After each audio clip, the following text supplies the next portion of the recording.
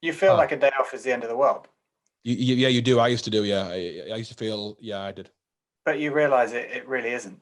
And um, I think we've been lucky so far. Like I've said to my wife every now and then, it just sounds horribly sort of cheesy and I don't know, arrogant. But on a Sunday, I was always excited, and I still am always excited to get to work on a Monday.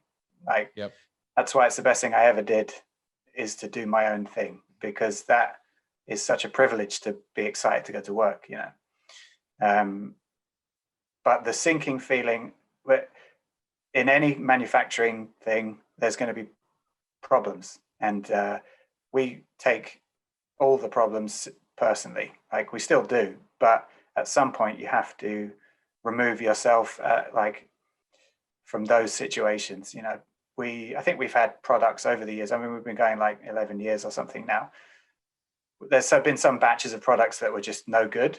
No matter how well you check everything and how well you plan, things just go wrong. Like the factory stretched the cotton before they made the garment, and then as soon as you wash it, it goes back to its size, and you've got things that are shrinking by inches, and people are mad and incredibly angry at you. But you can't take it personally. You didn't make it yourself. If you had made it yourself, you would have done it the right way. But you have to sometimes separate yourself.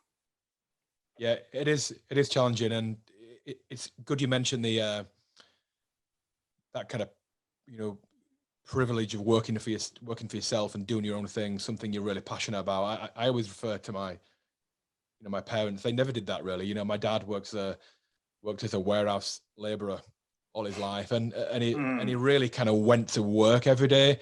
He kind of grafted every day, and he had the team mentality that it was that generational mentality, I guess, of fair days work for fair days pay.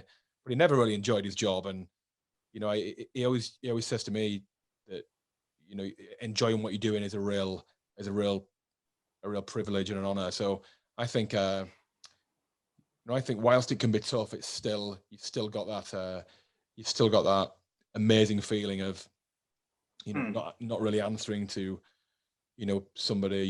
You've got that kind of drive to do your own thing, and that it's a real pleasure.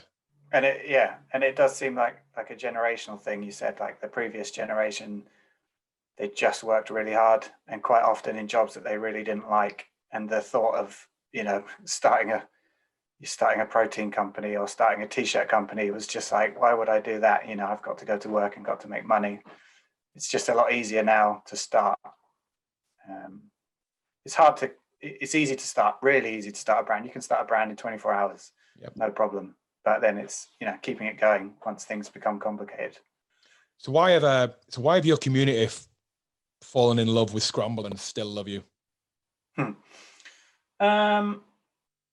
probably a combination of things. We have a really good team of staff now that we do a great job, I think, of looking after the customers. We've got like 4.9 out of 5 on Trustpilot, which is actually quite important because it shows that we deal with every problem that comes in. We get some customers that get mad because, I don't know, a package went missing or there was a stain on a t-shirt or something, one in a 1,000 product that goes wrong.